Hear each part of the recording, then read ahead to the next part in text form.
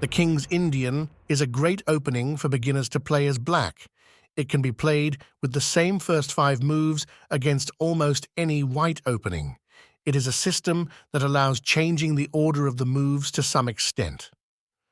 Black can start with a pawn to d6, or with the knight to f6.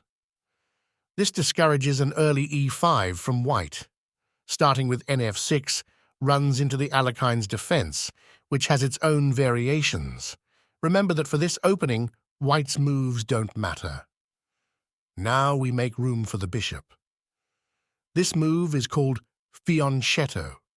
It allows the bishop to control a long diagonal later in the game.